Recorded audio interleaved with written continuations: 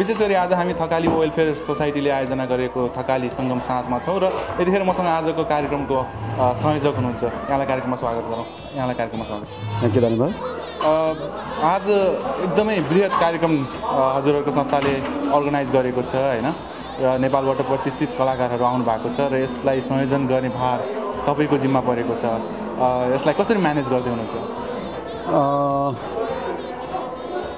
मैले योभन्दा पहिला पनि नेपालमा निकै एउटा दुईवटा राम्रो कार्यक्रमहरू संयोजन गरेको थिएँ। अनि त्यसमा हामीले थकाली सेवा समिति काठमाडौँमा म नै भाइस प्रेसिडेन्ट थिएँ। त्यति बेला एउटा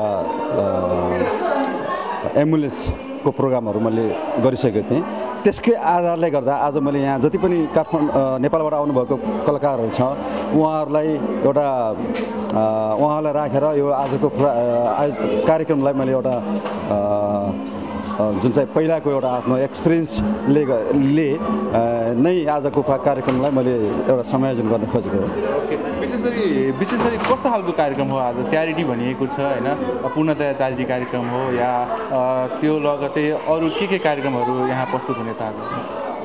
यो कार्यक्रम विशेष त हाम्रो यो च्यारिटी सो नै हो, जहाँ कि हाम्रो अब यो गोर्खा वेलफेयर ट्रस्ट फन्डले च्यारिटी सोमा उहाँहरूलाई ल्याउनु भएको थियो र त्यहाँको एउटा मेजर गोर्खा मेजरजी हुनुहुन्छ, उहाँ चाहिँ थकाली नै हुनुहुन्छ।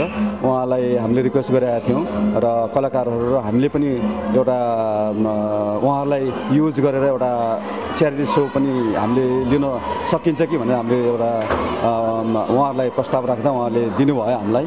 त्यस कारणले गर्दा हामीले यो एउटा गोर्खा वेलफेयर ट्रस्टको लागि च्यारिटी सो पनि हामीले एउटा गर्न एउटा मौका पायौँ। उहाँको जुन चाहिँ मेजर खेम गौतमजीको एउटा हात छ यसमा। यहाँले आयोजना गर्नुभएको यस कार्यक्रम पूर्णतया सफलता पाओस्, हाम्रो धेरै धेरै शुभकामना छ यहाँलाई। यहाँलाई पनि धन्यवाद र आशा छ प्रोग्राम एकदमै रमाइलो हुन्छ।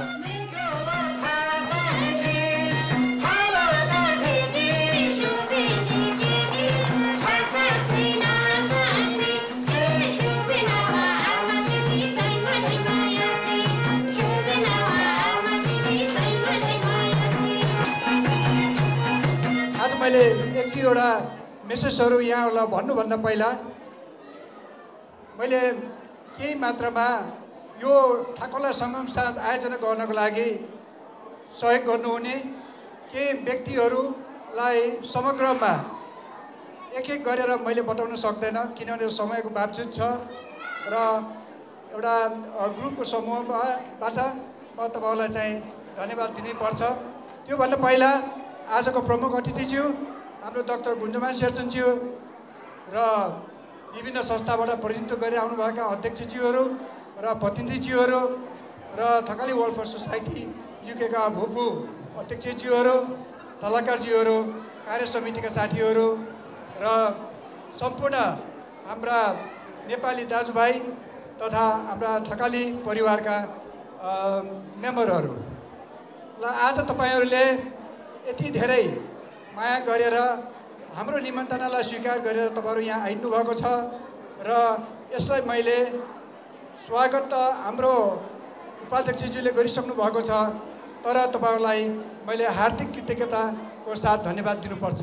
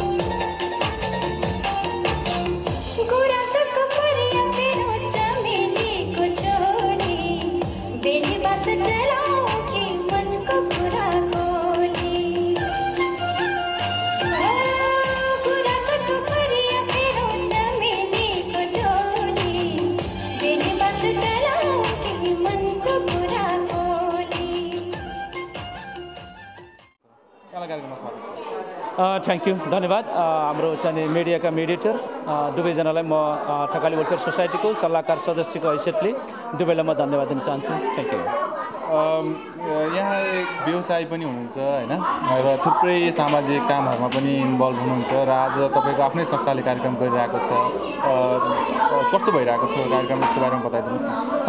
कार्यक्रममा हाम्रा सबै के अरे यस क्षेत्रमा रहने हाम्रा नेपाली समुदायका दाजुभाइ तथा दिदीबहिनीहरूले अत्यन्तै सौहार्द रूपमा हामीलाई सहयोग गर्नुभएको छ।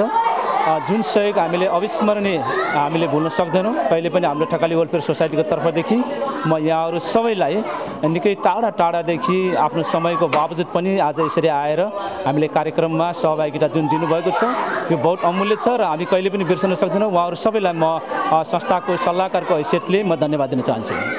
तपाईँको विशेष गरी तपाईँको कुरा गर्दा होइन अघि मैले भनिहालेँ थुप्रै कार्यक्रमहरूमा तपाईँ इन्भल्भ हुनुहुन्छ सामाजिक कार्यहरूमा होइन र आफै पनि एक व्यवसाय हुनुहुन्छ। कतिको गाह्रो हुन्छ टाइम म्यानेज गर्न यहाँलाई, कतिको भ्याउनुहुन्छ? अवश्य पनि यो के भने यो सोसियल काम गर्दाखेरि निकै नै गाह्रो त अवश्य पनि हुन्छ। तर यसमा के भने एउटा व्यक्तिको चाहिँ एउटा चासोमा डिपेन्ड हुन्छ। व्यक्तिले यदि चाह्यो भने कुनै पनि समयको बावजुद पनि यो कार्यक्रमलाई हामीले सजिलै रूपमा एउटा टाइम दिन सक्छौँ र म त्यसैको एउटा चाहिँ म पनि एउटा चाहिँ कार्यकर्ता हुँ जस्तो मलाई लाग्छ र मैले समय नै निकै नै म्यानेजमेन्ट गरिकन म निकै सङ्घ संस्थाहरूलाई आफ्नो अमूल्य समय आफूले लागे पुगेसम्म म सहयोग गर्दै आइरहेको छु र गर्ने पनि छु भोलि पनि।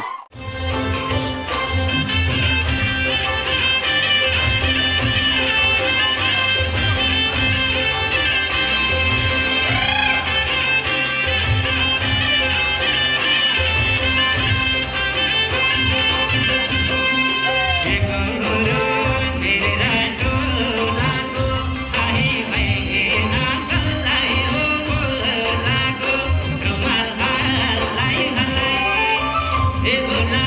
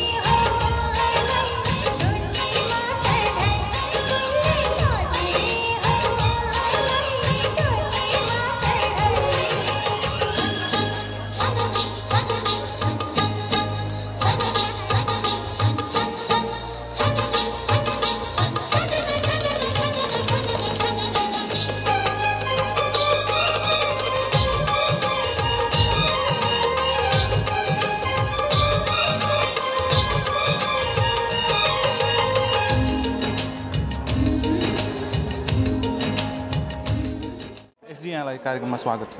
धन्यवाद। युरोप टुर हुँदै अहिले बेलायतमा आउनु भएको छ, यतिखेर लन्डनमा हुनुहुन्छ होइन? सबैभन्दा पहिलो कुरा लन्डनको चिसोले कतिको समाएको छ? धेरै। त्यो चिसोले कारणले गर्दाखेरि मैले लन्डन राम्रोसँग घुम्न पाइराखेको छुइनँ, किनभने हेर्ने दृश्यहरू सबै छोपिदिँदो रहेछ।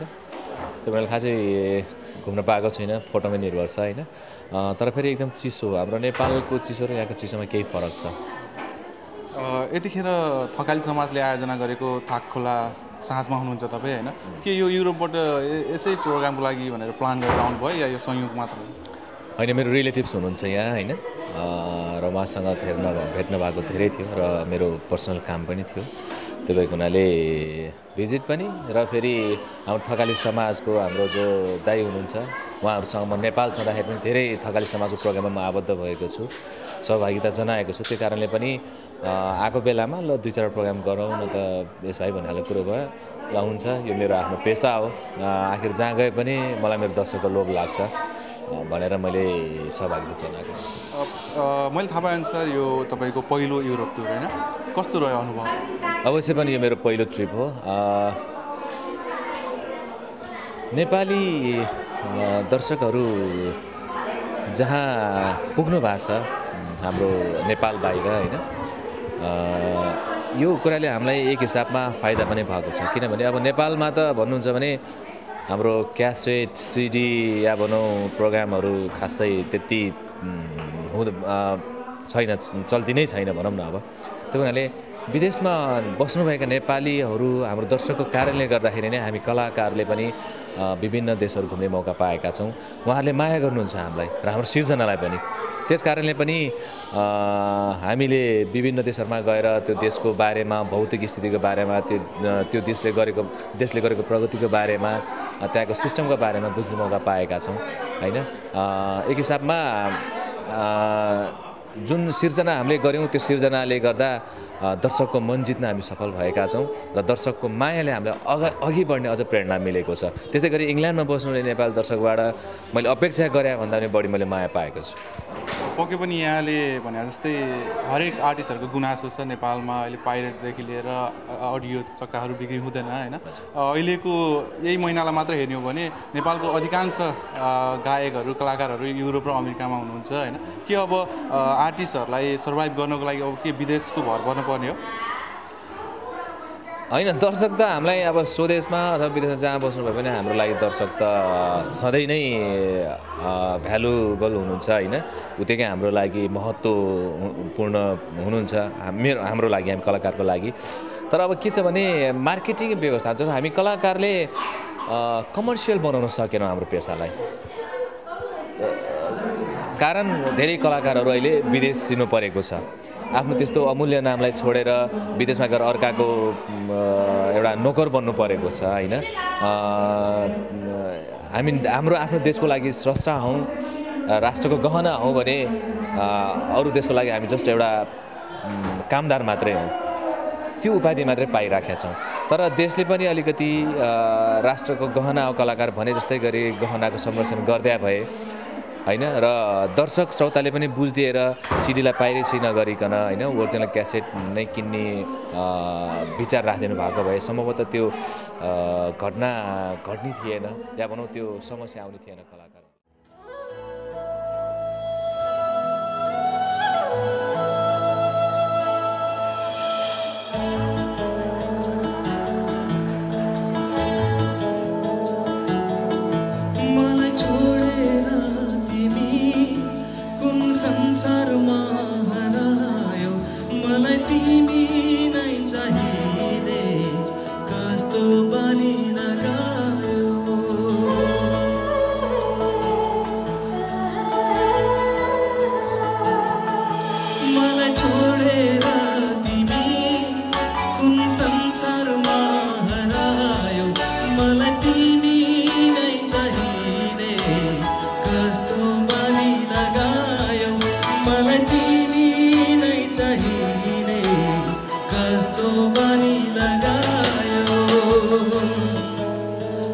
यस गीतमा मलाई सपोर्ट गर्नुहुन्छ दुर्गा परियार बहिनी। यहाँले दुर्गा बहिनीको गीत सुनिसक्नु भएको छ। दुर्गा बहिनीलाई धेरै धेरै धन्यवाद दिन चाहन्छु।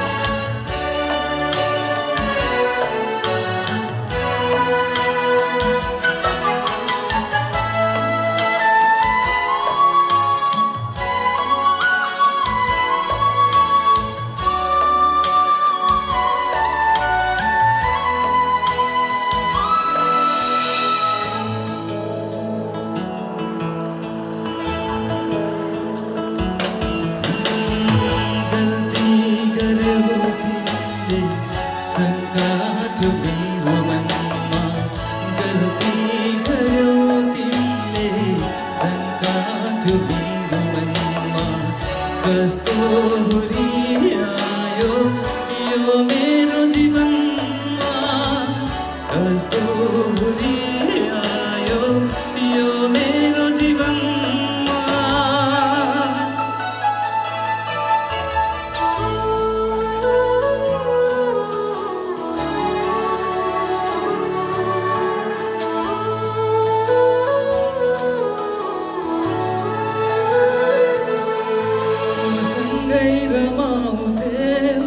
कसरी आज घायो मलाई तिमी नै चाहिने कस्तो बनी लगायो मलाई तिमी नै चाहिने कस्तो बनी लगायो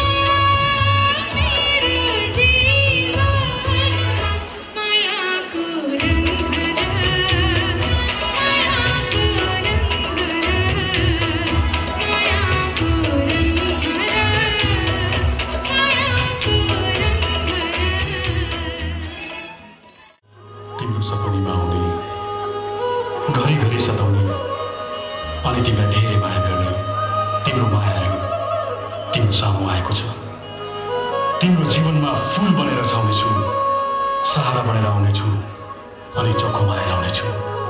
आई लभ यू।